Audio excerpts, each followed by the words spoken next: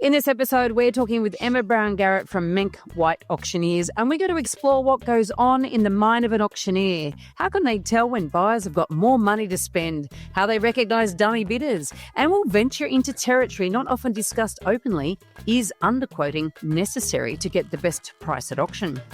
Welcome to The Elephant in the Room. This is the podcast where we love to talk about the big things in property that never usually get talked about.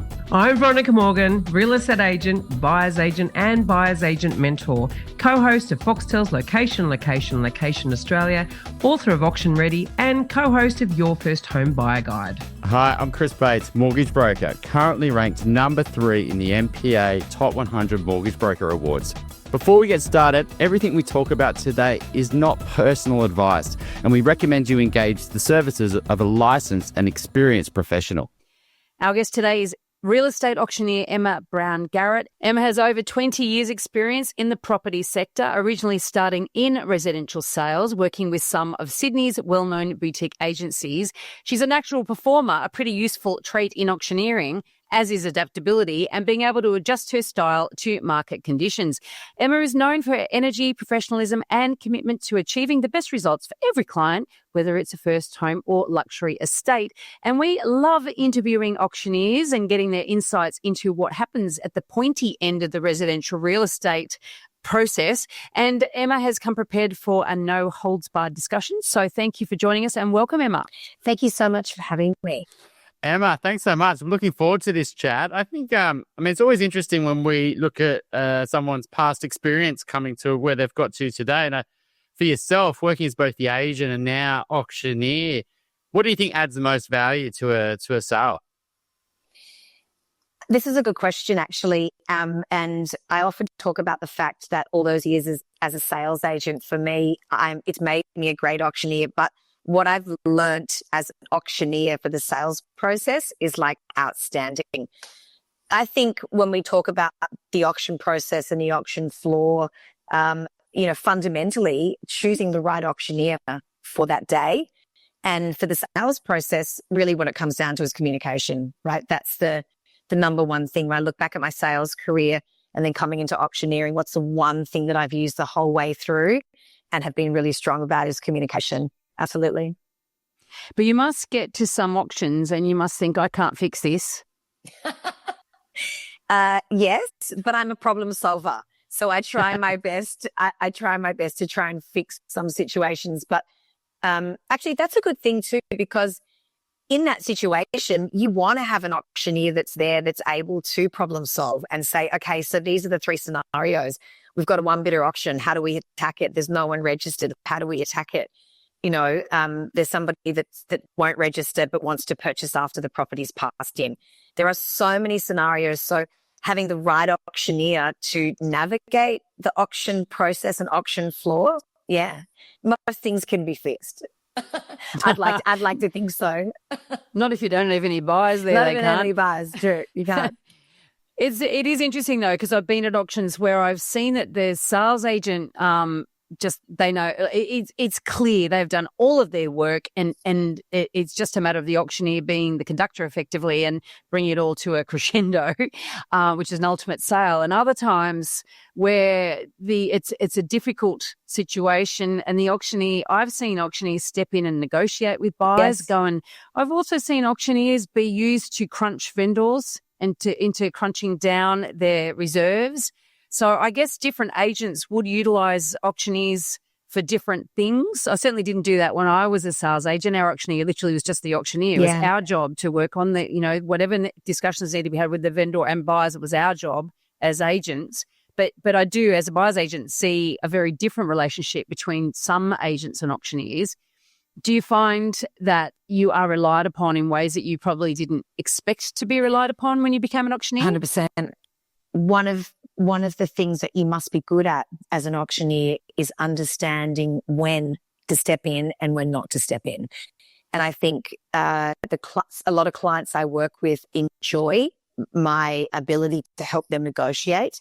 But there are some agents that I work with where I know my place, and my place is to go call the auction and leave. And so navigating that relationship and working out who needs that and who requires and who doesn't Because let's face it, there's egos involved here, right? So the last thing you need to be doing is treading on the toes of your agent and stepping in and taking over.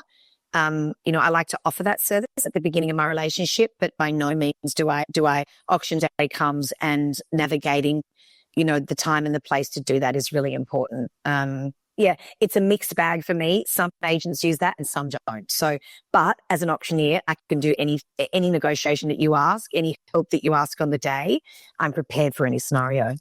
So when you rock up to do your auction, right? I mean, maybe you're having a pre-chat the night before, or you're having getting a lay of the land.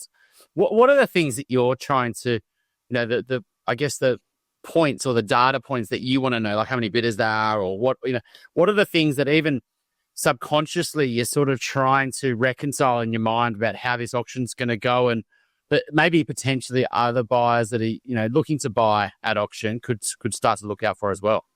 Great. Absolutely.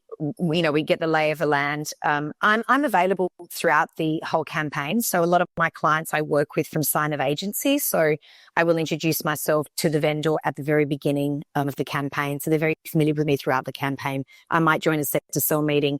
I might join a reserve meeting and even a progress meeting throughout the campaign. So a lot of my clients I work with, they know me. So by the time it gets to auction day, stepping in and helping is great. But leading up to the auction 2 or 3 days before, when that reserve is set, understanding how many buyers there are, talking about the buyers, who's ready, who's not, who's made changes, who's done their pest and building inspections, and, pre-registrations. Are we pre-registered? How's the vendor feeling? They've got their reserve number, but will they budge on the day if necessary? So I think understanding where everybody sits into that puzzle, which is the auction day itself, helps me work on auction day and how far I can push people. So we just, as I said, I'm there through the campaign. So half the time going onto auction day, unlike maybe a lot of other auctioneers in Sydney where they do just show up on auction day, I'm not a show up auctioneer. You are there with me through the entire process. So if you were getting on the other side of the fence, though, like trying to buy at auction, and you didn't have access to all that insider knowledge with, talking to the vendors and the agent, etc. What are the things that you'd be sort of doing to sort of, figure out that lay of the land if you just rocked up at an auction and wanted to buy something? Yes. I can't believe that no buyers ring me for advice. I can't believe that nobody picks up the phone and rings and says, Emma, I'm bidding at an auction on Saturday. If it's just free advice, by the way, I will give this advice out for free. Emma, I don't know what to do on auction day. What should I do? And the first thing is you've got to have strategy, right? So take the opportunity to, don't ask your uncle. Remember that meme that was going around a few weeks ago about ask your agent for advice, not your uncle that bid at auctions 7 years ago? So ask your agent, ask your professionals, ring your auctioneer, ring your solicitor, ring people to get the advice on what you should do on auction day. Because if you're turning up at auction and you do not have a strategy as a bidder, you are left behind. And as a buyer's agent, you would know that's what you need is a strategy, right? But, you can call me. All the listeners out there, call me. It's free advice. I'm more than happy to guide you. I've got some great strategies. Although I will step in here because I know that some auctioneers' advice is to bid early, bid hard. Bid hard. That's my advice. No, I'm joking. Of course it is. It makes your job easy. It does. But also, what increments do I bid in? When do I start? What if I don't want to start first? Can I sit back? I'm not bidding till it comes on the market. The worst advice you could possibly give. So, don't go into it without a little bit of advice and take what shines with you. It's not gospel. We can all do it differently, but definitely being prepared makes a huge difference on auction day. Actually, it's so funny. While you've been talking there, I'm going to hold up my book because I wrote a friggin' book. I know. And it's like, I can't believe not everyone's buying the book. And I can't believe that every auctioneer hasn't read the book because I've read it. So, Have you? I Thank have you. read it. Yes, I have. Yep. I do think you're right. Strategy is key. And we spend so much time working out strategy with our vendors. a shout out to agents. If you're not having conversation with your buyers before auction, have you bid at auction before? Do you need help? I can guide you. Yes, I work for the vendor, but I'm also here to get the property sold. So we'll get back to the buyers in a moment because, we do want to ask you some of the mistakes you see buyers make. But before we get there, what do you believe from a seller's point of view are the ingredients for a good auction? Apart from the obvious lots of buyers, of course. This is a good question. When you're choosing an agent as a seller, you want somebody that believes in the auction process. So you want an agent that loves the sense of urgency that comes with auctions, is able to have those dialogues with buyers, and loves getting it prepared for auction day. I think if you want to go to auction, choose an agent that loves an auction process, right? That's the key. Am I guessing the subtext there is some agents have a habit of selling everything prior to auction? So it means that they sell the idea of an auction campaign, they create urgency in other ways rather than letting it get to auction. Is that what you're meaning? I think there's some there? agents out there that get scared on auction day. They're scared of the value, but we all are. We all get scared of something failing, and it's not a fails campaign. You sell prior, you sell on the auction day, or you sell after, so it doesn't, no matter where you sit, and it'll eventually get sold. But there is the fear, I think, around maybe running things to auction, that they do get a little bit nervous that no one's going to show up. I mean, it's like you don't want to throw a party and no one shows up, right? It's excruciating. I remember back to the days. I get it. I totally get it. But as a seller, talk to your agent about this. What happens if we don't have anybody? Mr. and Mrs. Vendor, we've got a great auctioneer. Don't worry, we'll navigate that if it happens. But if you're running an excellent campaign and you're doing all the right steps throughout that auction campaign, you will eventually get what you need from auction. What's your thoughts around just the agent themselves, just being the auctioneer and the agent and playing both sides? Is it? I love this. So this is a huge Melbourne thing, as you know. So I have my husband's from Melbourne, and I have a lot of friends in Melbourne. A lot of good friends of mine are real estate agents. They cannot believe that in Sydney, like the auctioneer is like the celebrity. You know what I mean? It's like, we just rock up. It's like, it's a career of your own. In Melbourne, it's just an add-on. You know what I'm saying? Like, it's just I'm a sales agent and I'm also an auctioneer. When I was at Di Jones and I was selling, I actually did do a couple of auctions of my own property. I don't like it. It doesn't sit with me. I really enjoy coming in as an auctioneer as a third party. When you are selling your own when you're selling a property, you're also auctioning it. You are there for the buyers, and then on auction day, you're there for the vendors. You know what I'm saying? And it becomes it's just a lot to navigate, and it's awkward. Yeah. So I definitely think shout out to those agents in Melbourne that get it right, because I struggled with it, and it's not something that I would go back to do. But it's tough. It's a different skill set, though, don't you think? Yes. A really good agent and a really good auctioneer are quite.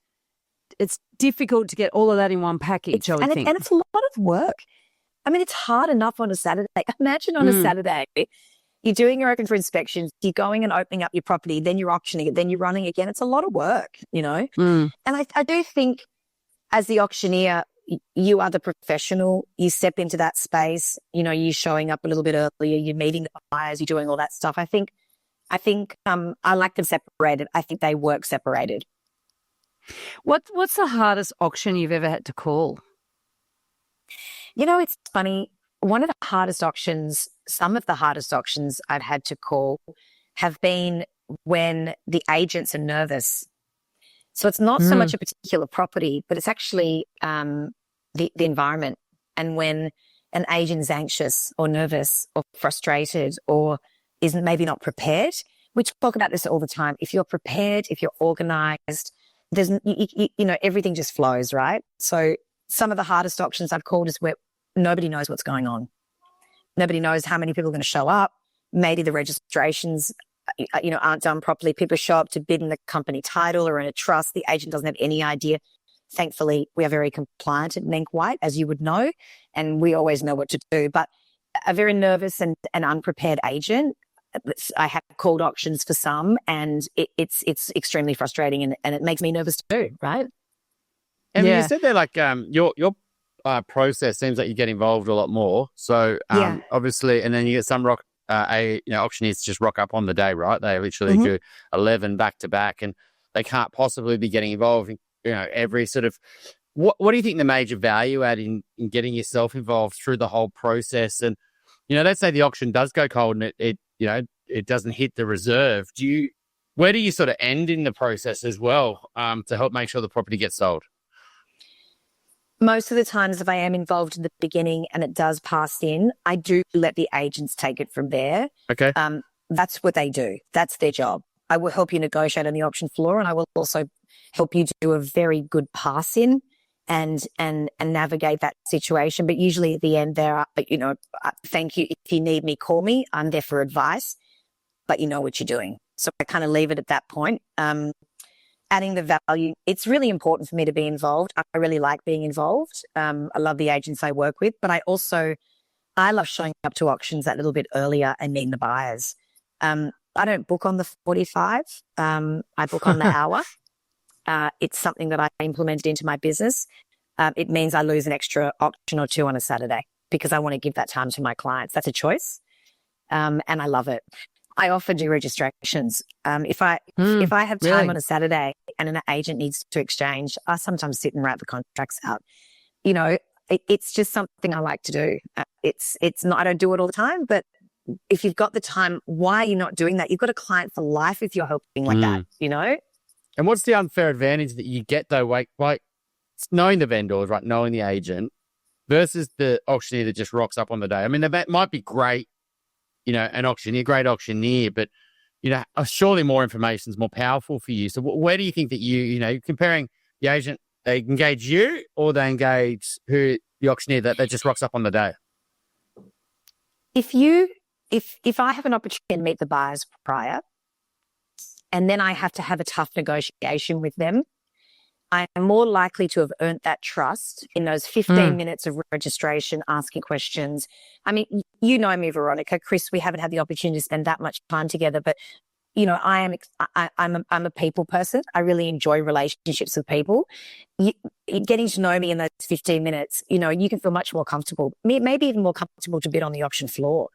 And so in that very moment, if I have to step off that auction floor and ask that bidder for an increased bid on the auction floor because we're below our owner's instructions, how powerful that I've had 15 minutes before with them talking about how great the local school is down the street and, how fabulous her shoes are perhaps. My point? I think that relationship that you build prior to the auction in that moment when it's needed, maybe I'm a little bit ahead, And I guess with the seller as well, I mean, that's probably if you've had that, that attended the reserve meeting time. that is, look, I've spoken to the buyers. I I guess you're giving them extra validation. The real estate agent is telling them the truth, that, that there's just no more money left on the table here. I think you need to try to come up with a deal. Do you feel like that? Do you have to play a bit of part there sometimes?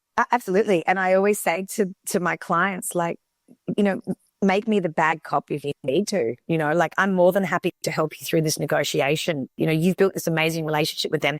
I'm happy to go in and let them know what it's like in the market and what we're seeing. And, the value, use your auctioneer, use them as much as you can. That's what we're there for.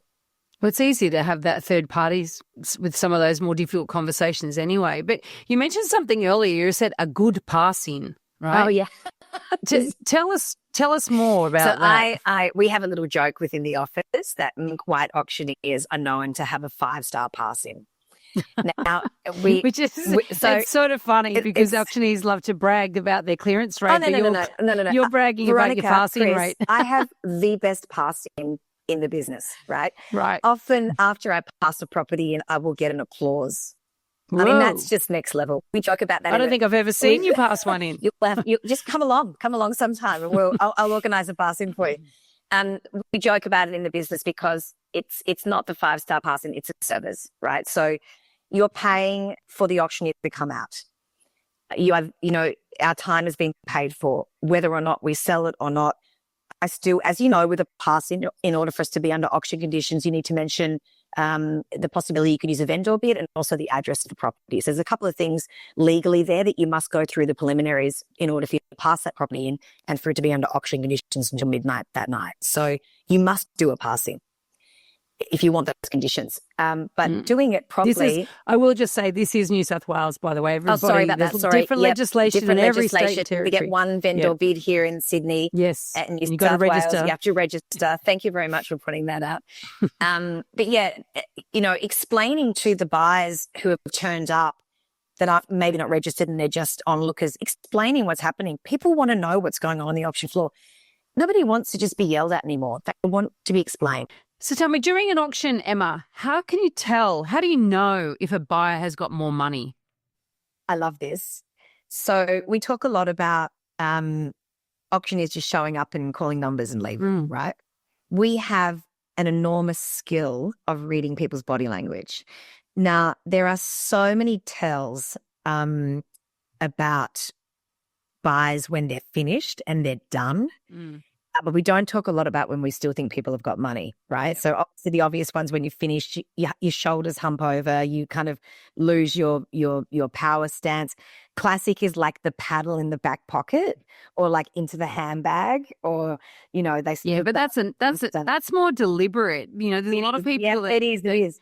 Making it. They're just or they're bidding over their limit, and that they don't have much left in the tank, but someone else has got more in the tank. Exactly. So the thing with buyers when they have more is if a buyer has more to spend, they usually stay in high increments. So they're less likely to drop down to those smaller increments, whether it be the 25s, the 10s, the 5s, the 1s.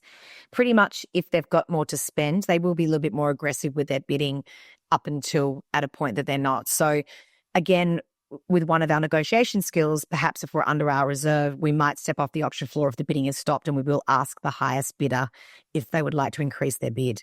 And so knowing the time and the place to do that, and being sure that they've got a little bit more to give is quite important, but definitely the higher increments. And also, you can tell from their body language, they're still confident. They might be aggressively bidding, and they bid quite quickly. So you will find if a buyer still has money to spend, they do retort quite quickly back after that last bid, and the bid will be a little bit high with the increments. So that's a good tell on the auction floor. But again, sometimes that's someone's strategy as well. So we talk about auction day being a strategy with buyers and how they behave. And again, so if you want a strategy, remember, call me. Or read my book. or read the book. There's the thing too is that I remember we interviewed Damien Cooley at I think it was the second episode of the podcast, and he said, "Oh, look, and he was great actually. Lift the bonnet, and anyone who has not listened to episode 2 should listen to it. Maybe we need to re-release it." And he did say one thing to me. He said, "Oh, well, with buyers agents, I always know that they've got more unless they talk to their client." And I'm like, well, that's really interesting because we don't talk to our client during the auction. So I'll let you know, Damien, don't assume that I'm going to talk to my client. And I will bid my last bid with the same sort of energy as my first bid, generally speaking, because I don't want you to know if I've got more. But then I thought, that's scary. So they might keep running it or really working other buyers thinking that we've got more, and it might not be the case. So it did give me an insight into the auctioneer perhaps misunderstanding our body language. And we've got to be mindful of that, of course. And certainly I'm looking at body language of other buyers as well when I'm bidding. But the increments is interesting because back to you as the auctioneer, I get a lot of clues from what, we might give the opening bid or somebody else might give the opening bid. We derive a lot of information from your next prompt. So most auctioneers will come back suggesting a figure, and that says to us, that usually tells us, well, how high is the reserve? Yes. Indicators everywhere throughout auction day. There are. Absolutely. And you and I have actually talked about this before about, auctioneers asking for larger bids and maybe using bids on the auction floor. Obviously, we will not, accept any bid that we don't deem in the best interest of the seller. But, one thing that I love about buyer's agents when I work with buyer's agents on the floor is you're very deliberate and you know exactly where you need to go and what you need to do and how to do it. And so, taking cues from you as well is important, right? Well, some buyers agents do, but I've seen plenty that don't. So I would imagine that you've seen both ends of that I continuum. have. Yes. So, okay, we'll get to some mistakes in a moment, but how can you tell if there's a dummy bidder in the mix? I don't know what they are. I've never worked with them in my marketplace. No. We know you may not have worked with them, but you may have come across them. All jokes aside, I will say that I actually haven't knowingly. I think you will find that we have really moved forward in that space and that we understand that it doesn't do anybody good, right? So if it's happening in my marketplace and amongst my clients, I'm not knowing about it. But it's a really tough question, because if it happens now, it definitely is hidden. Whereas I'm not sure in the past whether people made a huge, effort to kind of keep it discreet, things to look out for are hats, sunglasses, jackets. I feel like anybody who's wearing like everything, like Every disguise. like every single, the scarf, the hat, the jacket, the headphones, whatever. Maybe a little bit of erratic behavior. Haven't seen them through the campaign. Telltale, right? So obviously question that as an agent if you've got someone showing up and registering straight away and they've had no contract changes and things like that. And also be aware that that's happening sometimes where agents don't know as well. Yes, I've seen that. We've all got a vendor or known someone out there that sent an uncle or a brother or a sister, or whether that happens again, I don't know, but I do feel quite lucky that I haven't had to experience that. I've never had to pull anybody up and remove anybody from the auction floor. I've removed people from the auction floor for other reasons, but not for that particular reason. So I hope that it continues to stay that way, because I know that for a while there was a problem. I'm on a personal mission to help more people make better property decisions. Most people don't realise that they can cost themselves hundreds of thousands of dollars over the medium to long term when they make property decisions without all of the information that they need. And what I do is help people with tricky real estate problems, which often masquerade as simple questions like, should I sell my investment property because the interest repayments are hurting? Or should I buy before I sell? Or the other way around.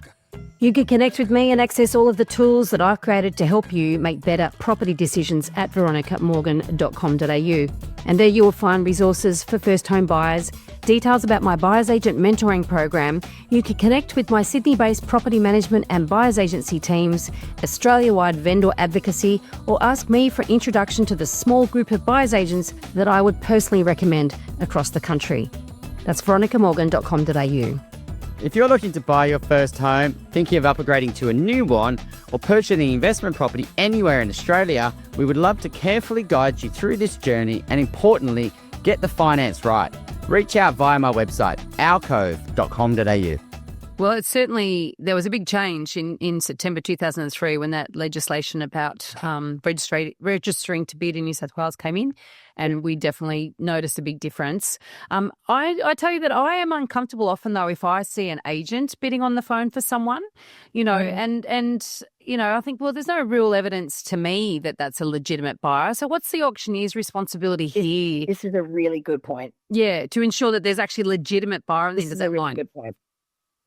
You always hear me talk about compliance, right? So one of my roles, and I'm very strict about this, that before I start the auction, okay, most auctioneers, whatever, see the reserve, let's get on with it. I will check if we have anybody registered on behalf, if we have anybody registered in a company or a trust or bidding on behalf or anything like that. I will cite every piece of paper, every driver's license. I'll ask questions about who they are, who's in the room. When did they first register? When did they bring this to your attention? So even, when you see an agent on the phone, they're holding a paddle, a good auctioneer will have established who they're bidding on behalf. The paperwork will be there and it will be signed in front of me. I will have cited driver's license and everything like that. So again, as a buyer's agent, if you're just starting out as a buyer's agent and you would like to have that clarification, there's no reason why you can't ask the auctioneer, or, there's no reason, right? I mean, details can't be disclosed, but at the end of the day, if it puts your mind at ease, but a good auctioneer will always make sure that every bit of paperwork is compliant. And I would not go ahead with an auction unless I knew that person on the other end of the line had been, qualified. I I just had another little moral dilemma. I was just thinking, often when I've been to auctions, there's obviously times when you think, God, these guys should just stop. And, you've got two desperate people going, they're going way past their max. They're flustered. And where do you come in as an auctioneer when you know that it's going hammer and tongs? People are going way past what they can afford and it's just getting a bit silly. Or do you say, look, this is my job here. I'm acting for the vendor. Like, how do you sort of reconcile that sometimes when you get in that really awkward? I'm sure it doesn't happen all the time, but where you just think, God, it's really getting uncomfortable here, and I don't want anyone to buy this. This is not going to be pretty. You're right, Chris, because usually in that moment, they're not fighting for the property, they're fighting with each other. Yeah. And so it's like, who's winning? It's removed then. It's almost like I'm actually not letting them win. I suppose what I would do is I would step back from encouraging maybe not larger amounts, but step back from pushing, I suppose, or, let it happen. Just let it happen. Or probably don't have to get involved. You don't have to get involved. And you're right, Veronica. You just sit back and you do just kind of let them fight it out.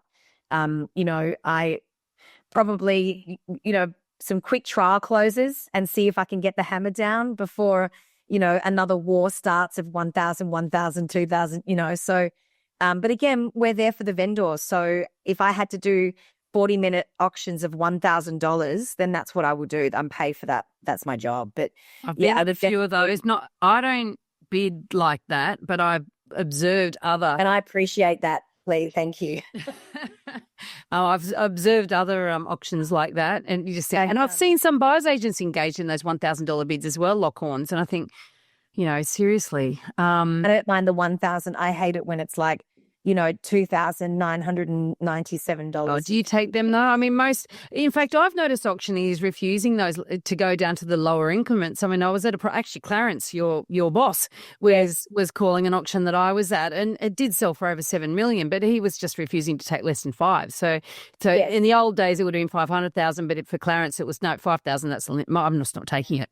And at my auctions, I do let everyone just have 500 if they like, but one only. That's very, very, generous of you. I want to talk about underquoting, all right? Yeah.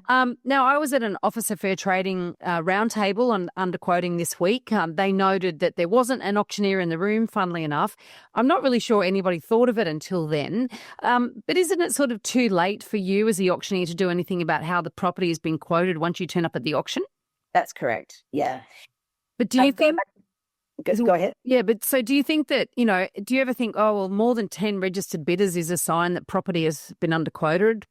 I mean, do you think that there's a point at which you think, oh, God, Jesus, I don't think if you've got 10 registered parties at your auction, it could be a scenario, but you're more likely to run a good auction campaign. And you've quoted you quoted a number the whole way through that's consistent, right? So that's a tell that you run a good auction campaign. But is that appropriate? Like if you said not adjusting your guide, and this is interesting because I see different agents with different processes here, and I see the ones that will start at a figure and they think, okay, if we've got a lot of people, keen at that level, then clearly we're going to get more than that. So they will then start ratcheting up the guide. And I see others, and we were at one the other night where literally 10 people registered, and we were the bidder, the highest bidder. We did buy it, but they had underquoted that property, and there were only a handful of people who were in the price range, right? So our underbidder wasn't too far behind us, but there were a lot of people that were expecting it to be, within their range, and they didn't have hope in hell getting that property. And that was not adjusted throughout the campaign, and I really felt that it should have been. I guess, so some agents probably feel that if your guide on your property through an auction campaign sits in your 10% range on your agency agreement, as that's your guide. You can run with that. True, and you're complying with the law. You're complying with the law. As long as nobody leaves you an offer. Thing. Yes, and you're right. Is it our duty in the real estate sector to be fair? And if you are having interest further above than what you're guiding, is it your obligation to possibly change that? actually, it's funny you even bring this up because this week I actually rang the hotline at the REI. I wanted to talk to somebody about an issue that I was having in one of my offices that an agent had brought up. And an agent had rung me and said that he'd seen on some of his competitors' websites auction starting bid. All right. Yeah. And he was concerned and he said, look, I don't know what this is. And my only advice that I could give to him is that the only number that you can publish and the only number that you can quote has to sit in that 10% range, right? And so unfortunately, when we get people starting to do that wrong thing, it becomes very difficult, right? But it's kind of like that golden rule. You have to stick to it. But again, I like what you're saying. Is it an obligation? Is it fair to the buyers that we are adjusting it and we are being fair throughout? It's a moral thing, really. It comes down to the individual agent. Yeah, I can't say much about it on an auction day. That was to answer the question. No. Yeah, I mean, you're dealing, and look, let's face it. At times, agents will overquote, and then I have no buyers. So because buyers will think, "Oh no, I'm not paying that." So it's a complicated issue, and I get that. Tell us? So you talked about some of the things. You alluded to some mistakes that buyers make at auction. What are some of the things, you say that people can call you for auction advice in terms of strategy, but what do you see people do that they really, if they knew better, if they called you or if they read my book, they wouldn't do? What are some of the mistakes? As I said before, one of the biggest mistakes that I see in my marketplace is people waiting for it to be called on the market. Mm-hmm. Now, you've been to plenty of my auctions. I don't use that language and that dialogue. So I say, you auctioneers do, I tell you. Don't say it anymore. I say we're selling. Fair warning, the property will be sold. If you're sitting back and waiting for that moment, and believe me, a lot of people get that advice. It's not a good strategy, really. I mean, at the end of the day, But why isn't it? Because you might miss it. You might, if you're sitting back waiting for it to be heard, we're on the market. You might miss it. You might miss we're selling, and all of a sudden, as you know, it can happen really quickly. 3 calls, the hammer goes down. You missed your opportunity, right? So I've only ever twice seen somebody hang back so far that they did literally miss it and the hammer went down and then they made their first bid. So I have seen people do that, but that's quite rare, right? Most people do it in. They can't help themselves because you guys are great at creating urgency. So what are some other reasons why it's not a good idea to hang back and wait for it to be called on the market? I think, sorry about my cat. I love the cat. If anyone's watching the video, you're going to see her cat. She's gorgeous. Let's just give her a quick little. There you go. She cameo. Okay, you had your limelight off. And we're in the video. We're actually seeing the tail flipping through. Yeah, she's got a thing about podcasts and voices, and whenever I'm on the phone on my prospecting, she's like always there. You're part of it. I think get involved, and sitting back and waiting. As I said, it's rare that you miss it, but it also can get very tense at that very end, right? So. Establishing your position, being calm, cool, and collected. If you're trying to get the job done in those last, kind of 45 seconds, it's quite stressful. And what people sell property, buy property every 7 to 10 years, right? So it's a big purchase, and being flustered in that moment is not good. I think one of the other things that I see that I see a lot. Yes, people set limits. People often set limits at round numbers as well. Look out. When you're a buyer, look at your other buyers and see where they're at. And if they do stop at the 1.7 and you can go that little bit more, possibly another 5 or another couple or another 2 or 3. I have seen properties sell, another $1,000 in the property sold, as have you, Veronica, Chris. And so be mindful about where people are stopping. Are they stopping on round numbers? Are they, what are they bidding in? And I do say that if you really love it, find the extra 5, because it might be the difference between, getting your Saturdays back and having to go through it all over again. So yes, have a limit, absolutely. But try and find that extra 5 or 10 at the very pointy end of the auction, because you might just find, I've sold properties $500 over and they've got it, so just be mindful of that if you can push a little bit more, it might be the difference between home ownership and not.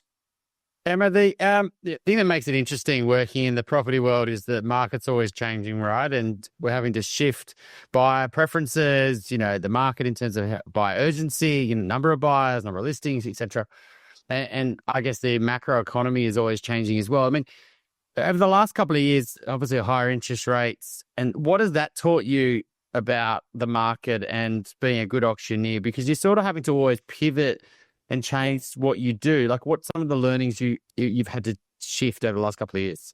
How much have we pivoted in the real estate sector from having, large registration numbers down to, 2, 3, possibly one bidder auctions? And so, it's all very well to get up in front of 10 registered parties and call an auction. You don't, when I first started in auctioneering, which wasn't even that long ago, I've been 5 years at Menk Wide and 7 years in total of auctioneering. There was a time where we were having lots of registrations and I was calling for an opening bid and we were having bids on the floor. As a good auctioneer, navigating that and learning to change, and how are you conducting yourself on the auction floor when there's no bids coming through? What's your language like? What's your body language like? What are you saying to encourage bidding? And when you are navigating a one bidder auction, how are you doing that? And it's something that I really love to do, by the way. If you want advice on that, agents, please give me a call. I am quite good at the one bidder auction.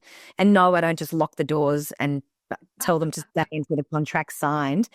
But, if you can pivot from 10 registrations down to one and still help your business and help your agent get that sold, that's the difference in changing and moving markets and helping your agents through that. That's in navigating that. It's definitely something that I've had to learn to do. It is performing under pressure, isn't it? And not everyone is able to do that. And you do have to be very well practiced and experienced in order to be able to navigate that really well and confidently. And I do often marvel, you got to be on your A game. You can have a big night on a Friday because, you have a couple of tough auctions on a Saturday and you're a little bit flat, you have to bring it. And I'm often Absolutely amazed at how auctioneers can get that tempo and that mood and elevate that when they need to, when they know they've got buyers on the floor, but everyone's hanging back and no one's giving you anything. So that to me, if you're going out, if you work in real estate and you're going out on Friday night, this is not the career for you. No, This is right. I think in my entire career, I started in real estate like 23 years ago. I think I've been hungover twice. And I mean that. And I would never do it again. It's excruciating. I remember doing it once in my very early days, and I had 2 auctions on the Saturday and they were both difficult. And I was a selling agent, not the auctioneer, but I had to negotiate. Like, it's awful. You need to be, you need to be so on Saturdays. And also remember, you're going from selling an amazing property and everybody just like losing it, being over the moon, to going and selling a property to a divorced couple who are fighting because, we're not at the number that we need to be at, into a pass-in, into you can go up and down through the course of the day. Definitely, I think about changing careers if you think that Friday night, Sunday night, guys. That's just how it rolls. And then the worst thing about being an auctioneer is obviously then you call 10 auctions on a Saturday and then you can't talk on Saturday. Yeah. So, back to mistakes, and I'm keen to hear some of your observations of the mistakes that buyers agents make on the floor, because I see a lot, and there's often times when I think to myself that person would be better off saving their money and they do a better job themselves. So I'd be keen to know, what do you observe that you think, really, honestly, you shouldn't be doing that? I mentioned before about the difficult and tricky increments. You mean the red silly buggers coming in with a $97 silly buggers, silly numbers, trying to throw the auctioneer off, perhaps? Oh, I'll give you odd numbers, but I don't give it. It's odd thousands. You don't give silly numbers. You don't give silly numbers. We don't get down to cents. You don't. To be really honest with you, and you probably think I'm just going to say this because of who you are and what we do, but what you guys do, but I have a pretty good relationship with most of the buyers agents that I've worked with. And if you're introducing yourself and before the auction and you have a relationship, you're pretty much going to be smooth sailing, right? But again, tricky increments, or perhaps, I have had a few buyers agents who will talk and throw comments out or say something, or that might be a little bit aggressive or something like that, or, just kind of showing their space on the auction floor. And that sometimes that sometimes is off-putting. And so, yeah, I think just, we all work in the same sector. Let's get along. And yeah, I don't like the 333 and 33 cents and all that kind of stuff. But I can add it, but it throws me off. Heckling. It's funny because there's one female auctioneer who's actually she's got a master's in mathematics, I think it is. And I was at an auction with her. I was at an auction with her. It was at the very tail end of the first lockdown. It was the first time we were let out. It was the first on-site auction for a long time. And we were clearly both a bit rusty. And I was throwing in my sort of $7,000 bid and then maybe a 3 and maybe a 5 and whatever. And she lost count and so did I. And we were having a bit of it. We had a bit of a joke. And I'm like, you've got the masters of mathematics. If you go. If you have a scribe. Did she have a scribe with her that could? I did. She did have a scribe, but I did it as well. And so we were both laughing about the fact that we could track back what we were up to, but we bamboozled each other. But we call it mathletics. Mathletics, yes. We train, actually, I don't know if you knew this about us, but we train every week. We train for 2 hours a week with mathletics. We stand in the room and we throw numbers at each other. Should we? Maybe what I should do is team up with you with my buyer's agent mentoring group, and we get into a bit of a joint training program. Let's act it off air. You can practice 7.5s, 12.5s. Throwing numbers. 1/8 of a million. We can really get some numbers out there. I'm surprised you haven't actually brought up a mistake, which is when the price gets over $1 million, it can get really tricky because people can say 0.2, they mean 20 grand. This is right. The articulation of a bid can throw a lot of people off, even myself. The way that I articulate numbers versus somebody else can be very tricky. It's very important as an auctioneer to clarify the bid. I think if you are not sure, I will always clarify, check with my scribe as well. But before you move on, I do this a lot where I'm just confirming your bid, saying the full number, and then moving on from there. And again, also remember, it's so important for your buyer to hold up their paddle every time they bid too, to really solidify that bid and do that with a little bit of gusto. And that's what I'm bidding, So a lot of people just kind of hide their paddle and they don't really kind of get into it. Whereas, make it clear. We'll ask you for a dumbo in a sec, but I once bought a property for less than we bid. And so in fact, less than the underbidder bid. And that was because the auctioneer was a selling agent auctioneer. And that's not the reason, that because he just happened to be, but he was calling the bid in the amount of the bid, not the total price.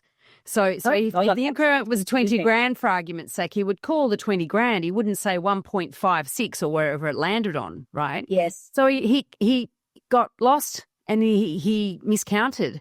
And so when he filled in the contract, it was for less than the underbidder had bid. And it was like a nightmare. We just zipped.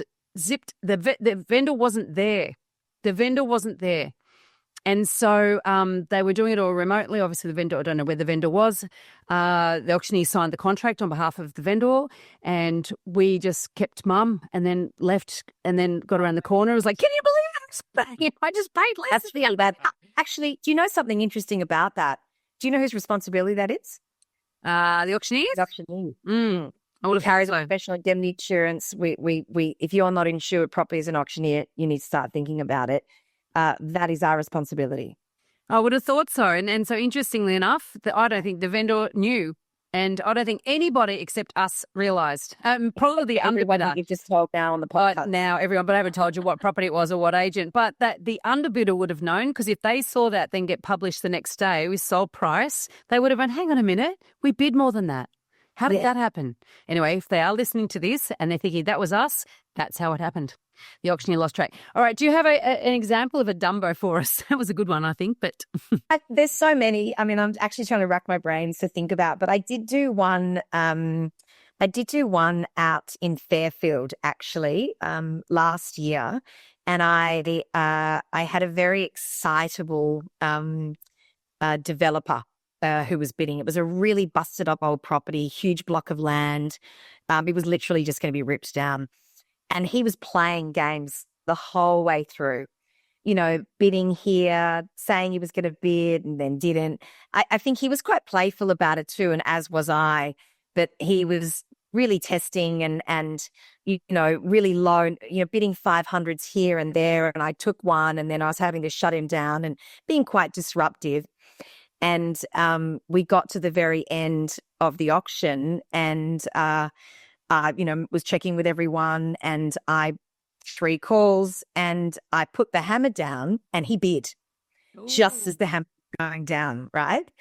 And obviously it's my call and my choice. And he'd played with me so much through the auction and been so cheeky through the auction that I just shut him down. I was like, mate, that's it. Nah, done, finished, auction's over and done with. And I think in those moments, it's like, well, what we're doing here is a serious business. It's not time for fun and games. Play silly games, get silly prizes, So here's an interesting one though, because and in this, I've always wondered about this. And as I said, I've been at 2 auctions in my whole career, only twice where I've seen that happen, where somebody's bid after the hammer has fallen.